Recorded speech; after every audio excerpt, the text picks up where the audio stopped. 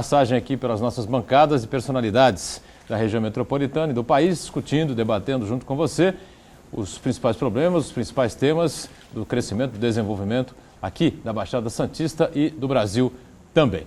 A gente, nesta edição, recebe com prazer o médico e vereador em Santos pelo PT, Dr. Evaldo Stanislau. Tudo bem, vereador? Prazer em revê-lo aqui. Prazer é meu, Boturão. Boa tarde a todos.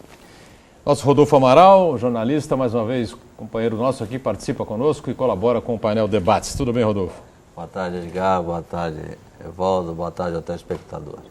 E fechando o nosso time, fechando a nossa mesa aqui, o doutor Álvaro Valentim, presidente do Sindicato dos Médicos aqui de Santos. Tudo bem, doutor Álvaro? Prazer em recebê-lo também. Boa tarde a todos. É um prazer estar aqui novamente.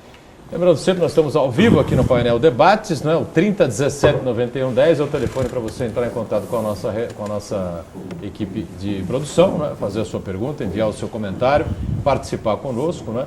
Ou, se você achar mais interessante, compartilhar com a gente através do Facebook, www.facebook.com/painel regional. Ou ainda acompanhar online acessando o site da TV Santa Cecília, o nosso Santa Portal. Você clica lá no ícone do painel regional e acompanha em tempo real o que está sendo discutido, o que está sendo debatido nessa edição do painel Debates. Além disso, você tem, ao encerramento do programa, né, a disponibilização no YouTube, tá certo? Aí você acessa lá, se perdeu algum bloco, se perdeu alguma coisa que você julgou importante, não conseguiu ver, clica lá, acessa o YouTube e o painel Regional Debates está lá disponibilizado diariamente para você também.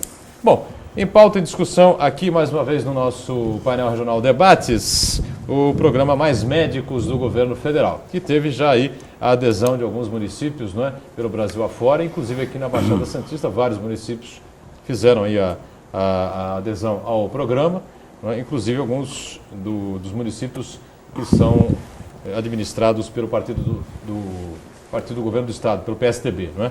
Santos fez adesão, Praia Grande também, Mongaguá, Itanhaém, curiosamente tem prefeitos do partido dos Tucanos. Queria uma avaliação do doutor Evaldo, né, como médico, como político, né, como vereador agora, sobre esse programa.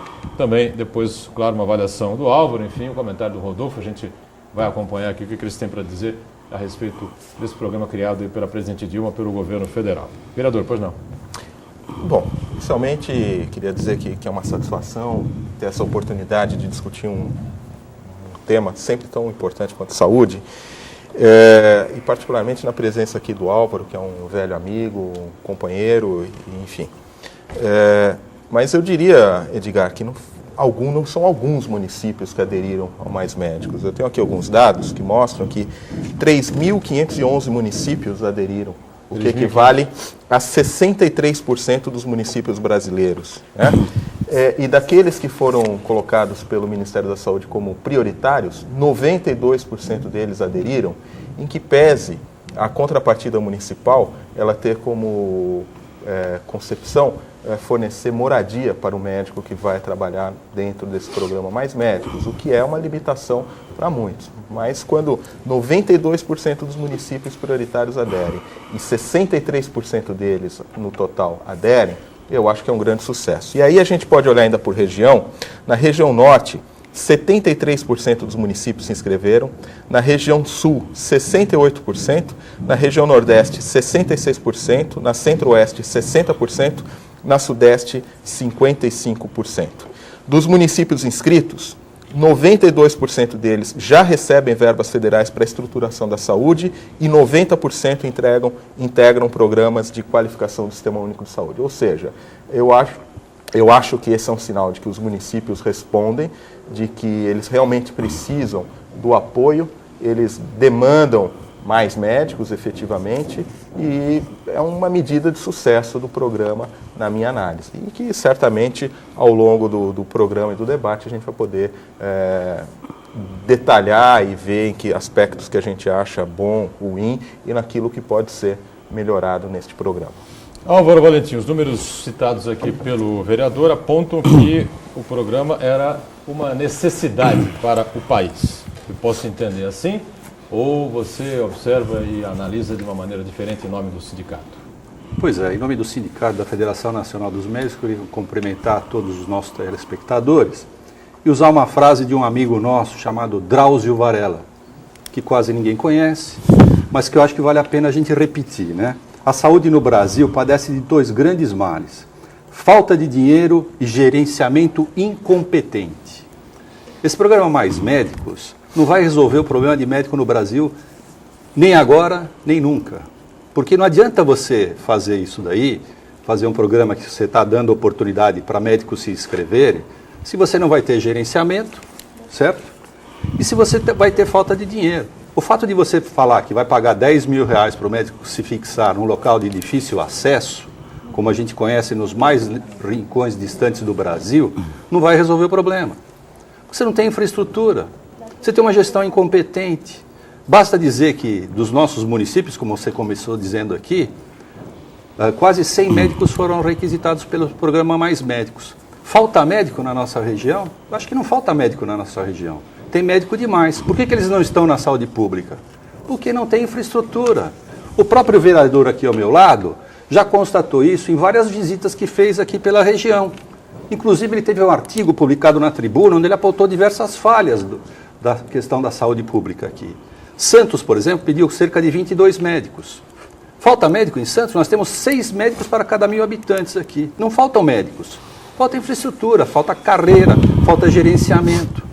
Praia Grande teve o Mourão, o prefeito Mourão, que não está aqui presente, mas gostaria de citá-lo, disse que tem um salário de 14 mil reais por mês para o médico. E falta médico lá. Quer dizer, não é questão do salário, é questão da infraestrutura. Esse programa Mais Médicos, com todo respeito, é balela, é conversa mole para boi dormir. Não me venham com churumelas de mais médicos. Chega disso, o povo precisa saber da verdade. O governo federal não aplica 10% do PIB, é um dos países da América Latina que menos aplica dinheiro do Produto Interno Bruto na saúde. Nós temos, a Argentina aplica mais dinheiro na saúde do que o governo federal brasileiro. Saiu manchete ontem no jornal aqui da região. Os municípios gastam até 67% da sua renda, das suas divisas em saúde. E o governo federal? Muito pouco. O estadual? Menos ainda. Então, senhoras e senhores, não é com esse programa que nós vamos resolver o problema de saúde pública no Brasil. Rodolfo Amaral, pois não. Os números que são peculiares, capacidade de análise importante que você tem, né? Colocado a questão, né? Um lado aqui do vereador colocando a importância do programa, os números que ele apresentou, e o outro lado a contestação por parte do sindicato e dos médicos com o doutor Álvaro. Diga, Rodolfo. Bom, eu fico bem à vontade de falar o que penso. Primeiro que eu respeito tanto o Álvaro como o Evaldo, como 2 grandes profissionais, o Evaldo inclusive no exercício aí da vereança. Eu tenho evidentemente minha opinião particular com relação a esse programa, Mais Médicos, e eu queria dividi-la em 2 aspectos. Primeiro, sob o ponto de vista do aspecto jurídico. Eu acho que já está na hora desse país acabar de tentar fazer arranjos de natureza jurídica para tentar mascarar uma situação evidente que é a situação caótica da saúde pública no Brasil. O artigo 37 da Constituição Federal é absolutamente claro quando trata da administração pública. Só existe um meio de acesso ao serviço público, que é o concurso de títulos e provas. Ponto final. O governo criou uma lei, uma medida provisória para se transformar numa lei, tentando fazer um arranjo, caracterizando como bolsistas esses profissionais, bolsistas, inclusive, que vão recolher para a Previdência Social, quer dizer, uma coisa ilógica. Então, eu acho que esse projeto, por melhores que fossem aí os princípios do governo, ele vai começar aí fadado ao fracasso, porque muito provavelmente os médicos ou os sindicatos e a Federação dos Médicos contrário a ele vão conseguir barrá-lo na justiça. Então, esse é o primeiro aspecto. Mas vamos agora para o lado propriamente financeiro. Eu trouxe aqui um elenco enorme de dados financeiros, mas me parece que o governo está trabalhando com um universo aí de 15 mil médicos, seria a meta de contratação em âmbito nacional. Bom, muito bem, então a 10 mil reais por mês, vamos considerar o pagamento de 13º salário, o custo seria de 130 mil reais por médico ano. A 15 mil médicos, isso daria um custo aí, tá, para o governo federal de 1.950 bilhões de reais. O que isso representa no total de recursos do SUS que foram repassados aos estados e municípios no ano passado, que foi, na verdade, 40.308 bilhões de reais. Representa em torno de 5%. Né?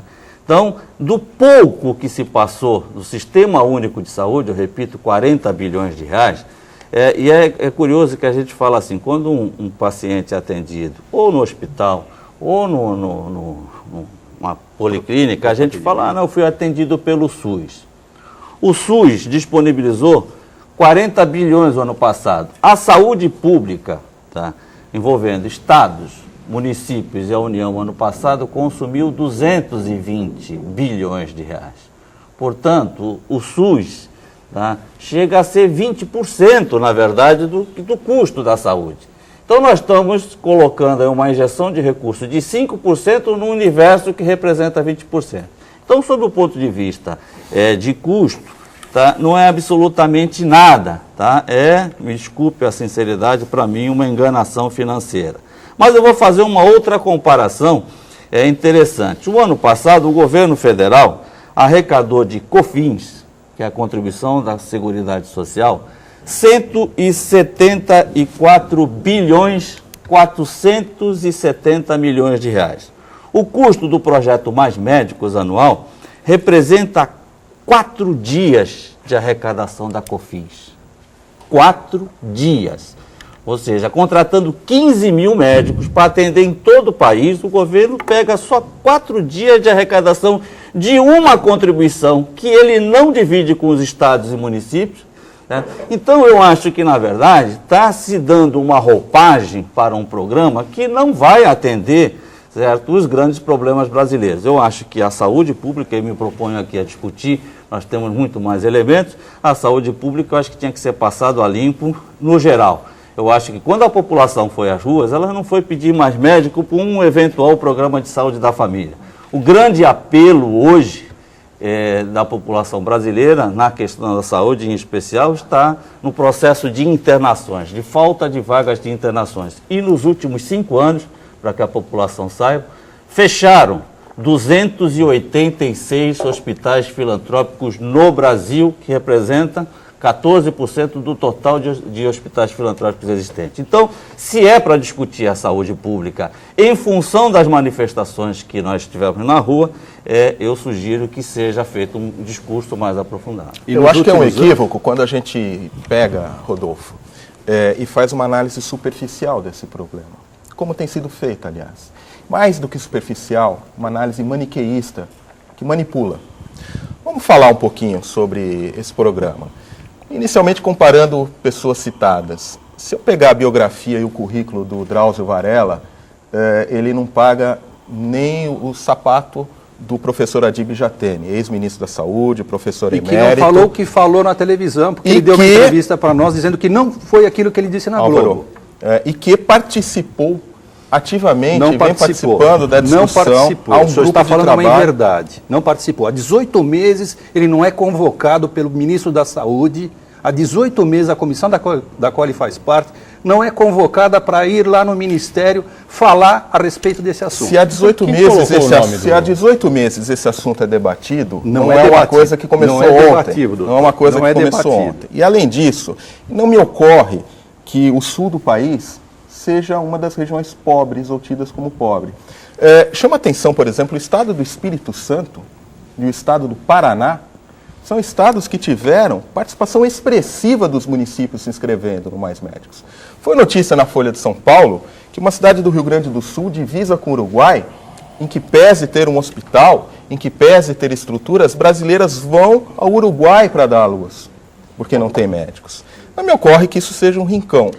E além do que, o programa ele é muito claro. Os médicos eles vão atuar em atenção básica, que é a porta de entrada do sistema de saúde. Se você chegar com uma cesta de pão, certo, numa reunião de famintos, certo? Todos vão querer o pão. Então não é justificar que eu tenho que aderir. Eu não estou justificando, eu estou mostrando que o problema existe. Nós não devemos falar que o problema não existe. E a atenção básica é a porta de entrada do sistema. O programa, ele não quer resolver a alta complexidade, ele não quer resolver a média complexidade, ele quer resolver a atenção básica, que é a porta de entrada do sistema. Mas não é desse e os jeito que médicos vai sem resolver. fronteiras, por exemplo, que atuam em condições Doutor, é outra estrutura. grande da pobreza. Pediu ao Álvaro um instantezinho só. Nós temos aqui 1 hora para discutir, o programa é longo, a gente tem bastante tempo, então só deixar o vereador completar o raciocínio, depois o Álvaro vai voltar a falar, o Rodolfo vai voltar a se colocar também, democraticamente, como a gente está acostumado aqui no painel Debates. Então, os Médicos Sem Fronteiras, que são uma instituição plenamente reconhecida, atuam em condições difíceis e, assim, é polêmico, não adianta. Nós concordamos e não discordamos. Agora, com o tempo oportuno, eu quero discutir um pouquinho com o Álvaro, com o Rodolfo, a questão do Sistema Único de Saúde, que é descentralizado, que quando se fala que falta gestão, é importante que a gente diga onde falta gestão. O Ministério, ele repassa verbas, ele cria algumas diretrizes, mas quem executa a saúde no SUS são os municípios. Então, se falta remédio, se falta luva, se falta condição de trabalho, é incompetência dos municípios, dos gestores locais. Não é verdade, Vedão. E quanto à questão das verbas, existe uma lei.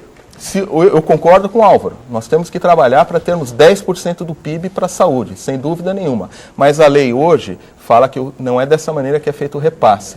E a PEC 29, inclusive, ela descaracterizou porque existiam gestores anteriormente que colocavam qualquer despesa como despesa de saúde. E agora a gente começa a ter uma clareza maior sobre isso. Então, o que eu entendo, só para concluir, Boturão, é que realmente é um assunto áspero, a gente mais concorda do que diverge. Mesmo quando divergimos, estamos todos caminhando no sentido de aprimorar a saúde. Muito bem, o Álvaro se interpôs aqui, contrapôs aqui ao vereador várias vezes.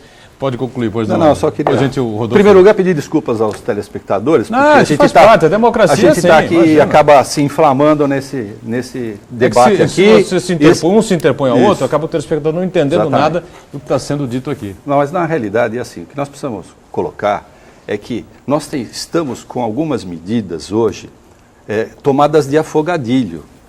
A medida provisória que foi editada pela presidente Dilma, a questão dos mais médicos, certo? O buraco é mais embaixo, gente, como falou o Rodolfo. A questão do financiamento da saúde precisa ser repensado. Nós precisamos sentar, as entidades médicas precisam sentar, a sociedade civil precisa sentar, o legislativo, o executivo, o judiciário, porque a gente tem debatido aqui muito a judicialização da saúde, todas essas esferas precisam sentar e começar a conversar e pegar a coisa do começo.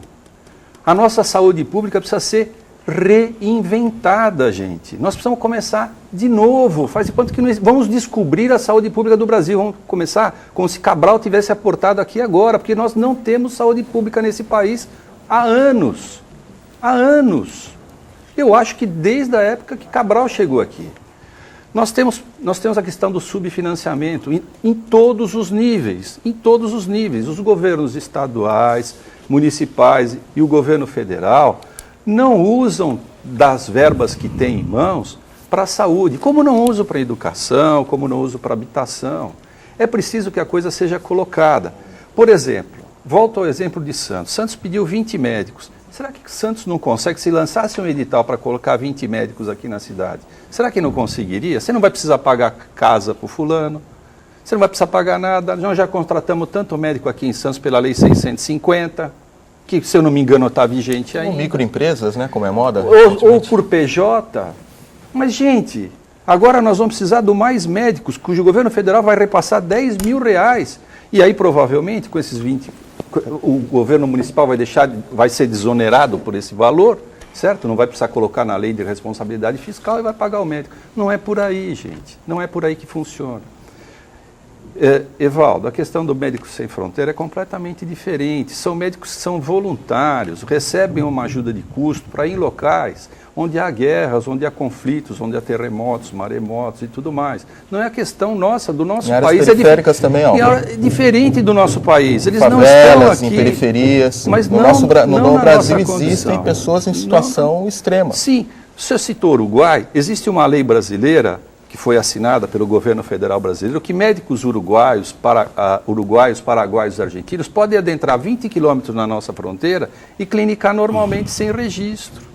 E os colegas de fronteira lá do Sul têm reclamado para nós, dos sindicatos, que eles estão tomando o mercado de trabalho porque eles recebem um valor muito menor do que os nossos médicos. E como é que fica essa situação? Certo? Essas são algumas coisas que a gente vai continuar debatendo aqui. Muito bem, a gente tem que sair para o primeiro intervalo. Antes, uma notícia aqui que nos chega agora há pouco aqui no painel Debates, não é? A gente lamenta profundamente o anúncio, não é, da morte, do falecimento da senhora Tuyako Nakai, mais conhecida como, carinhosamente chamada de Dona Júlia, não é? Tuyako Nakai, conhecida como Dona Júlia, mãe do vereador e atual presidente da Câmara de Santos, Sadao Nakai, que é do PSDB e que semana passada esteve conosco no painel regional, né, no programa da noite. Então, o painel Debates se solidariza com a família Nakai, com o vereador Sadao Nakai, presidente da Câmara de Santos especialmente, né, e enviamos aqui as nossas condolências, os nossos sentimentos à família do Sadao Nakai. O velório acontece na Santa Casa da Misericórdia de Santos, né, lá no setor de velórios. O sepultamento acontece amanhã, às 9 horas da manhã, no cemitério do Sabuó. Adalto queria falar alguma coisa, é isso? Evaldo, Adalto. eu gostaria de externar aqui publicamente ao nosso companheiro Sadao o nosso sentimento de pêsame. Eu estive com a mãe dele pouco após a eleição, uma senhora muito distinta, e gostaria de dizer a ela e à família, que é uma perda realmente que a gente sente, e ao Sadao nossa solidariedade. Muito bem. Só repetindo então, faleceu hoje aqui em Santos a senhora Tuyako Nakai, conhecida carinhosamente por Dona Júlia Nakai, mãe do vereador e presidente da Câmara de Santos, Sadao Nakai, vereador do PSDB. O velório acontece na Santa Casa de Santos e o sepultamento amanhã às 9 horas no cemitério do Sabuó, aqui na cidade. Repito, as nossas condolências, os nossos sentimentos ao Sadao Nakai e a toda a sua família por essa perda. E antes do intervalo, sempre uma informação importante da Prefeitura de Santos para você. Em tempo de nova gestão, a Prefeitura de Santos decidiu retomar o orçamento participativo no município. É um instrumento que permite aos moradores indicarem as prioridades e os investimentos que devem acontecer nos seus bairros. Neste ano, a população terá a possibilidade de participar da elaboração da Lei Orçamentária Anual para 2014 em 5 audiências públicas realizadas em diferentes regiões da cidade. Uma delas já aconteceu. No Brasil, o orçamento público é formado pelo PPA, o Plano Plurianual, LDO, Lei de Diretrizes Orçamentárias, e a LOA, Lei Orçamentária Anual. PPA estabelece os objetivos para os próximos 4 anos. A LDO prioriza anualmente as metas do município e a LOA prevê receitas e fixa despesas a cada ano. O sistema orçamentário é complexo, a gente sabe, mas o município terá a facilidade de compreendê-lo e poder participar ativamente da sua elaboração. Com esse objetivo é que a Prefeitura produziu a cartilha ilustrativa Orçamento Participativo. De maneira simples e didática, a publicação compara o orçamento de uma família com o orçamento público municipal. Você vai poder participar da segunda reunião, no dia 1º, às 7 da noite, lá no Castelinho, no auditório Andar Térreo, no centro da cidade, na Praça Tenente Mauro Batista de Miranda, número 1, sempre 19 horas, eu repito aqui. Intervalo, voltamos já já. A gente retoma aqui o segundo bloco do nosso painel Debates. A gente com prazer recebendo aqui nesta edição o vereador e médico, Dr. Evaldo Stanislau, vereador pelo PT aqui em Santos. Na sequência o nosso Rodolfo Amaral, companheiro jornalista mais uma vez conosco, né? E fechando aqui a mesa, o Dr. Álvaro Valentim, também médico, presidente do Sindicato dos Médicos aqui na cidade de Santos. O telefone segue aberto aí para você entrar em contato com a gente, participar conosco, 3017 9110. E você aí faz a sua opinião a respeito do assunto, né? O programa Mais Médicos do Governo Federal, os pontos positivos, os pontos negativos, se ele vai avançar, se não vai, né? Se natimorto, se avança. E o Evaldo tinha colocado aqui, durante o break, aqui houve um debate também importante a respeito da questão da gestão, né? O Álvaro colocou que a gestão é incompetente, o Evaldo jogou a bola para os municípios e o Rodolfo contesta. É isso, Rodolfo? Na verdade, a gente tem que entender o seguinte. Primeiro, o SUS, embora tenha sido previsto na Constituição de 88, ele foi criado pela Lei 8080, que é de 1990. Essa legislação prevê a gestão tripartite. O grande problema já está na concepção dessa legislação. Existe uma verba que os municípios recebem iguais, todos eles, que é chamado PAB fixo, que é a razão de 20 centavos por habitante. É só essa parte que recebe igual. O restante é pago por produção. Tanto é verdade que, por exemplo, eu trouxe aqui as 9 cidades da Baixada Santista.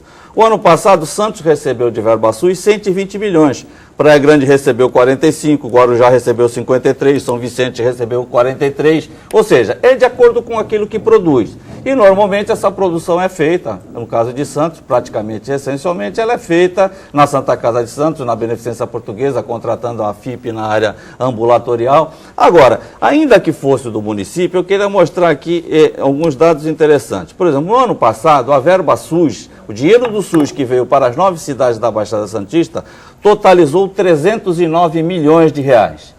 Só que o atendimento da parte dos municípios, de verba própria dos municípios, totalizou 1 bilhão e 20 milhões de reais. Ou seja, a verba SUS, no total da prefeitura, representou apenas 30%. Então, nada mais justo do que o gestor município administrar essa verba. Mas eu queria até polemizar já que eu estou com 2 médicos, vamos pegar, porque eu insisto em dizer que o problema está hoje, o grande clamor popular está na questão hospitalar.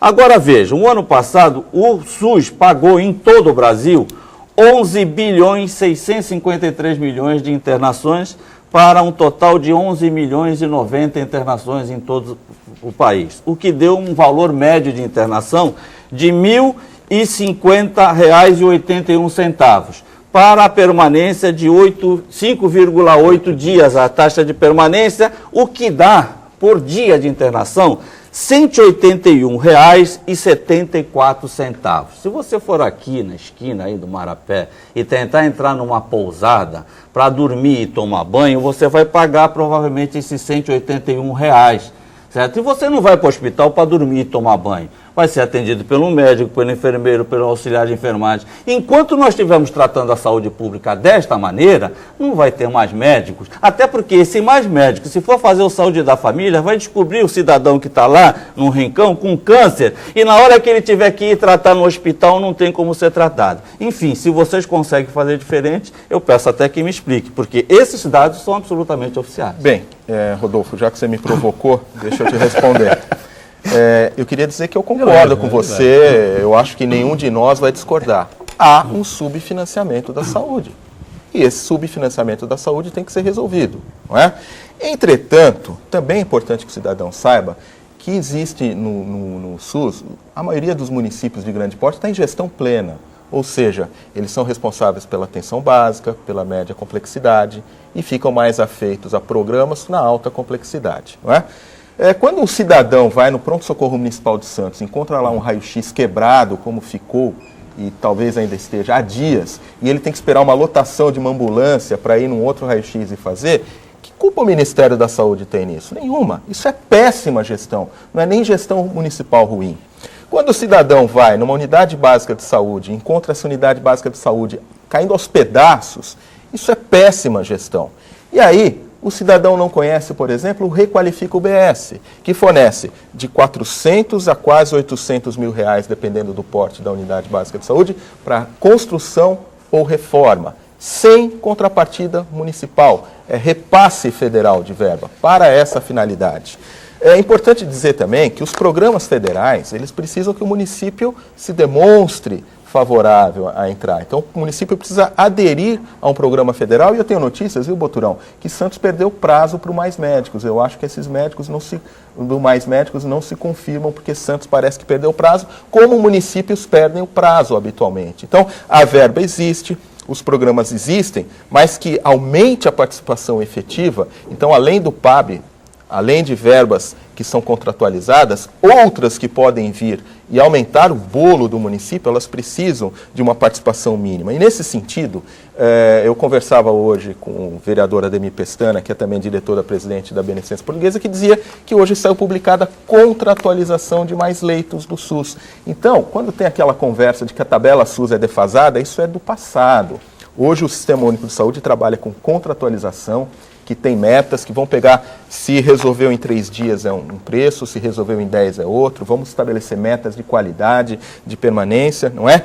E outra coisa, as filantrópicas, que tem um grande problema. Então, o que a presidente Dilma coloca agora? Uma solução para as filantrópicas, vamos trocar dívida por serviço. Então, fica uma situação mais dá mais sustentabilidade para os hospitais filantrópicos, eles trocam a sua dívida por aumentar a oferta de leitos e de internação para o SUS, e é isso que tem que ser feito. E eu quero deixar bem claro, a gestão do SUS é sim descentralizada. Quem compra remédio, quem contrata funcionário público, quem cuida da manutenção das unidades é o secretário municipal de saúde.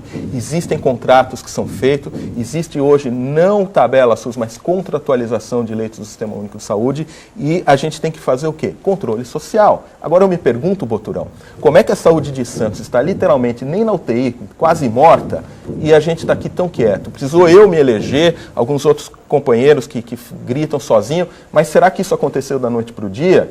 Será que essa mesma virulência, essa veemência, essa contundência que a gente coloca hoje contra os mais médicos, a gente não tem que colocar para cobrar o nosso secretário municipal de saúde? Porque eu imagino que esse é um processo que ele tem que vir de baixo para cima. Se cada município fizer a sua lição de casa, eu acho que a gente vai chegar num lugar melhor. E já que o Rodolfo falou em números, eu vou ler aqui alguns números para os senhores. Primeiro, eu quero enfatizar que 63% dos municípios brasileiros se inscreveram.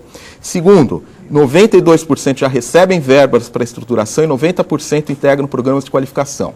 O governo federal investe 15 bilhões na expansão e melhora da rede pública, 7,4 bilhões já contratados para a construção de 818 hospitais, 601 UPAs e 16 mil unidades básicas de saúde. Outros 5,5 bilhões para construção, reforma e ampliação de UBSs e UPAs e 2 bilhões para 14 hospitais universitários. Então, me parece que de algum tempo para cá o Ministério da Saúde ele vem se tornando mais efetivo, mais eficaz no repasse de verba, e quando a gente ouve que a saúde pública está natimorta, eu olharia na Câmara e perguntaria aqui para qualquer cidadão que esteja nos assistindo que tem um familiar com HIV, que tem um familiar com hepatite, que tem um familiar com câncer e que usou o Sistema Único de Saúde e vem usando o Sistema Único de Saúde e está vivo graças a isso. Eu discordo que o Sistema Público de Saúde precisa ser reinventado, ele precisa ser fortalecido e aprimorado. Muito bem, antes da sequência aqui, a gente já abre espaço, evidentemente, porque a crítica foi contundente aqui do vereador Evaldo ao sistema de saúde aqui da cidade, fica aberto espaço aqui para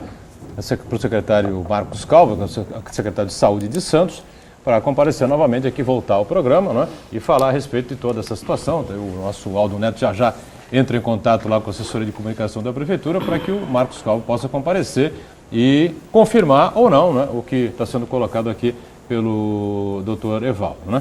Bom, eu não sei se o Álvaro quer contrapor mais alguma coisa com relação a esse tema, na realidade, discussão aqui, não? Na realidade, os números que foram postos aqui, se a população conseguir fazer uma conta de somar, nós vamos ver que ficam muito aquém ainda da necessidade que a gente tem para ter um programa de saúde pública nesse país. A gente precisa entender que a gente precisa parar de fazer coisas de afogadilho. Por exemplo, a saúde pública não deve ser tratada através de medida provisória. Medida provisória é uma coisa que a gente lança a mão quando a gente tem urgência e emergência numa situação. Não para resolver um problema de saúde pública que se arrasta há 30, 40, 50, 60 anos. Então, esse é um dos pontos. Outra coisa é que a questão da saúde pública, ela precisa ser tratada por todos nós. Eu já falei aqui. O nosso amigo deu números, o Rodolfo deu números aqui, expressivos da situação da nossa região. Nós gastamos 1 bilhão, certo? E recebemos 300. Nós não conseguimos manter. Isso nós estamos falando de uma situação, de um polo do maior estado da União. Se os senhores forem em outros estados, em outras regiões, que não recebem essa verba, a situação vai ficar muito mais complicada, muito mais difícil, muito mais difícil de ser equacionada, de ser resolvida. E é isso que nós estamos brigando. Nós estamos brigando também, senhoras e senhores, não é só a questão do programa de colocar mais médicos e você pagar 10 mil reais para o médico onde não tem médico. É questão também de você trazer para cá uma mão de obra desqualificada, de você descumprir a lei. Existe lei no país que fala que qualquer médico que é formado em instituição estrangeira para vir para cá, seja ele médico, seja ele engenheiro, qualquer pessoa formada em instituição estrangeira, ela tem que passar por um período probatório aqui nesse país e depois prestar uma prova, e depois dessa prova ela vai atender o seu paciente, a sua construção, seja lá o que for. O governo federal, nessa medida, está passando por cima dessa lei. está trazendo para a gente médicos que vão fazer um estágio de 3 semanas aqui nesse país e depois vão atender o povo, que nem sequer tem qualificação da língua pátria, da língua portuguesa, certo? Alguns dos médicos que vêm para cá não vão saber falar o nosso idioma. E como é que nós vamos ficar? Nós vamos ter cidadãos de primeira classe, de saúde de primeira classe, e nós vamos ter cidadãos de segunda classe, que vão ser atendidos por esses médicos, que não poderão fazer nenhum outro tipo de atendimento, a não ser nas unidades básicas de saúde. Quando não é necessário isso, nós temos cerca de 400 mil médicos no Brasil, nós temos 201 faculdades de medicina que formam em média 100 alunos por ano. Isso dá cerca de 20 mil alunos por ano a serem formados. O governo federal também diz que vai abrir vagas para médicos nas universidades federais. E quando não conseguir isso daí, ele vai dar prioridade para entidades privadas. E é o que a gente tem visto. Ele abriu uma escola de medicina em Votuporanga, ele abriu outra faculdade de medicina aqui em São Paulo, vai dar faculdade de medicina para o Hospital Sírio-Libanês, para o Albert Einstein. E onde vai resolver o problema de saúde pública com essa gestão? Álvaro, eu queria colocar na mesa aqui rapidamente uma questão que foi colocada aqui recentemente pelo Uriel Vilas Boas, quando aconteceram as passeatas, quando aconteceram esse levante dos médicos contra as propostas aí do governo federal.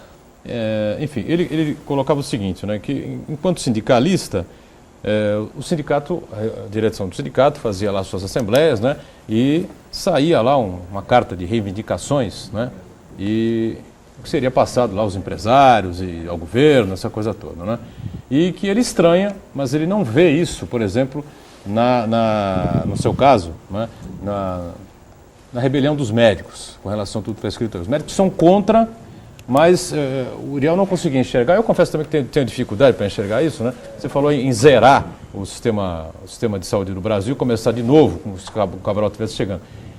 Existe uma proposta formal da federação? Existe. Para a saúde pública no Brasil? Existe. Nós temos uma proposta. Dos conselhos regionais? Existe uma proposta de saúde pública no Brasil, feita pela AMB, pelo CFM e pela FENAM, certo? Que foi colocada para discutir esse assunto.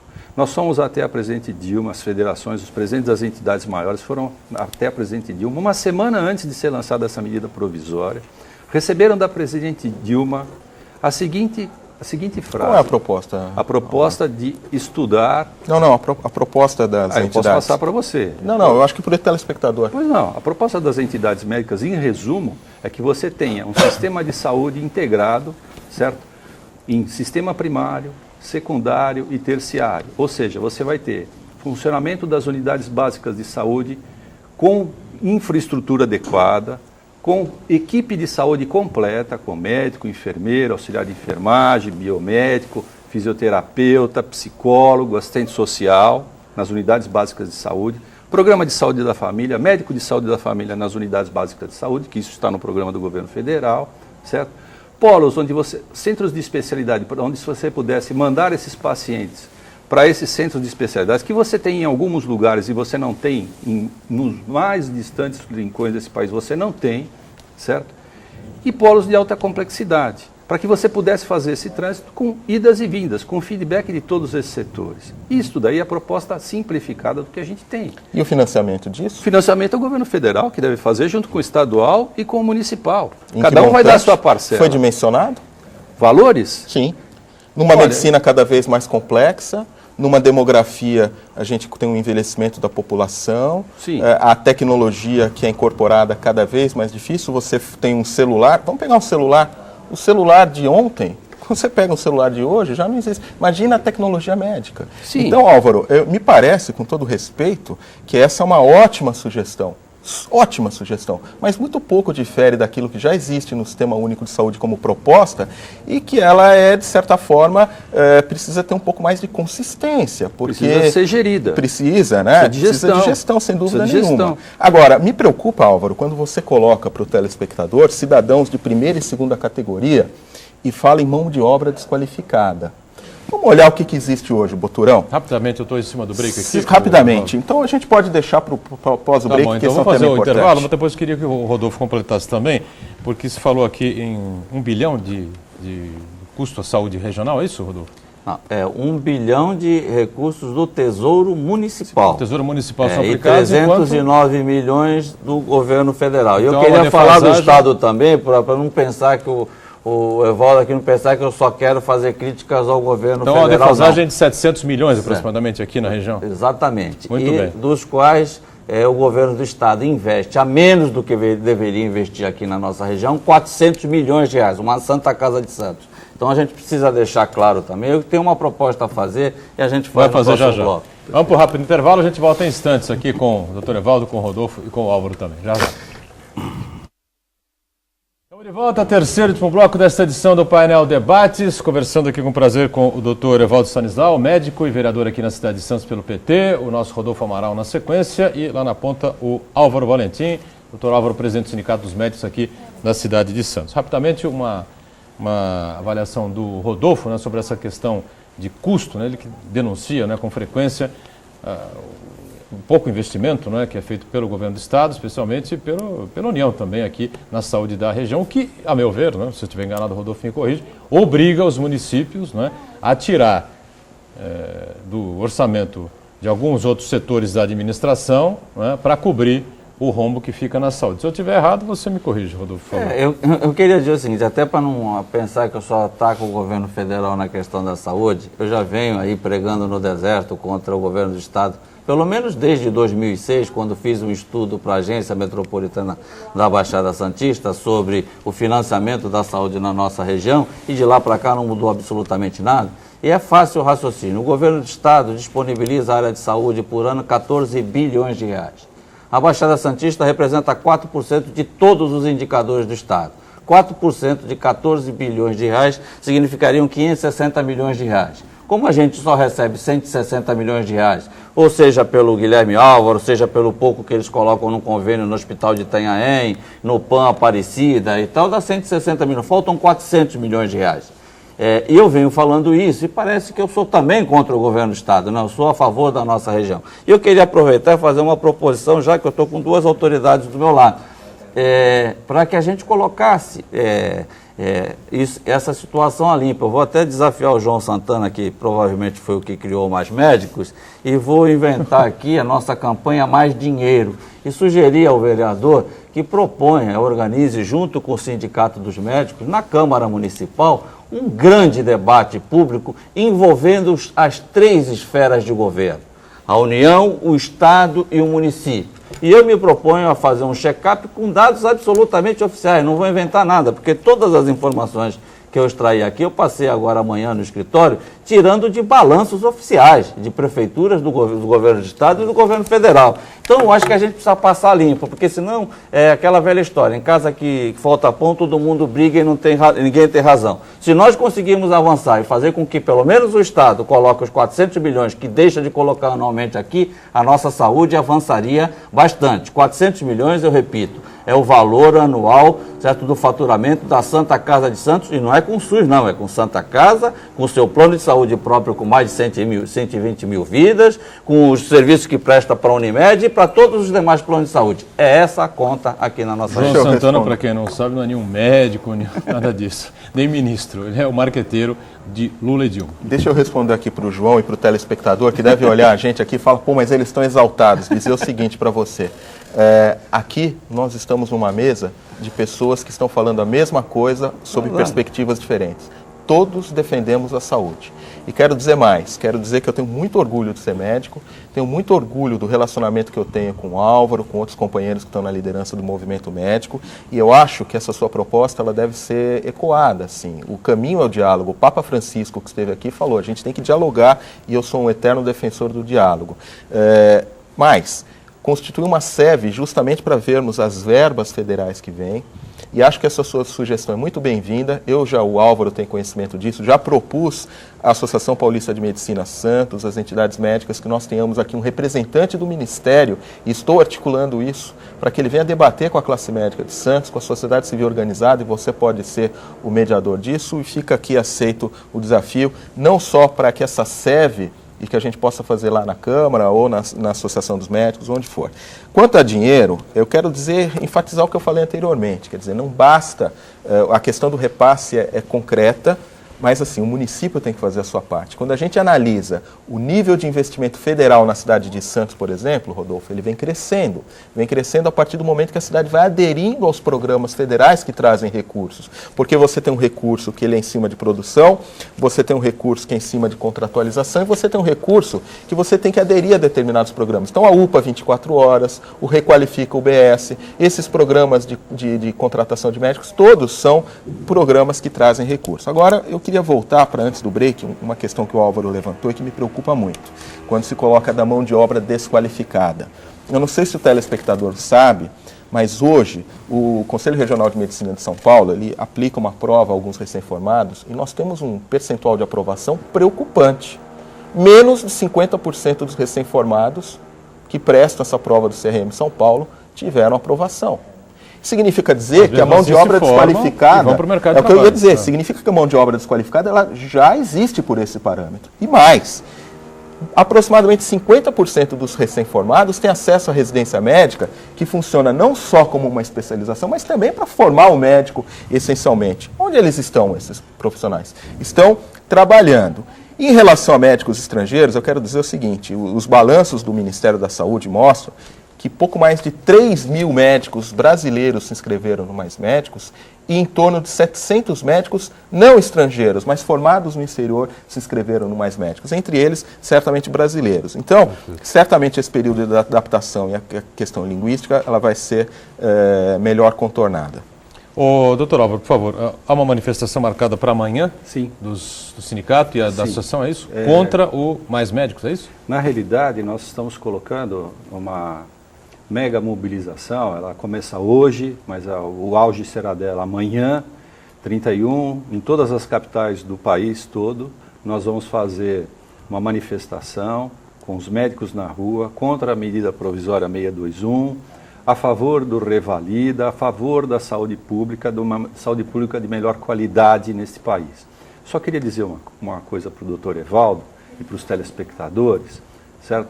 Que nós tivemos recentemente a visita de alguns colegas que são presidentes de conselhos federais de medicina aqui no Brasil, de diversos países da América Latina. E foi consenso que nós precisamos realmente melhorar a qualidade do ensino médico na América Latina como um todo, certo? O Conselho Regional de Medicina, como foi dito aqui, já esboçou um exame para que a gente possa entender melhor. Mas, senhores, há que se ver uma coisa. Quem autoriza a Faculdade de Medicina a trabalhar sem condições é o MEC.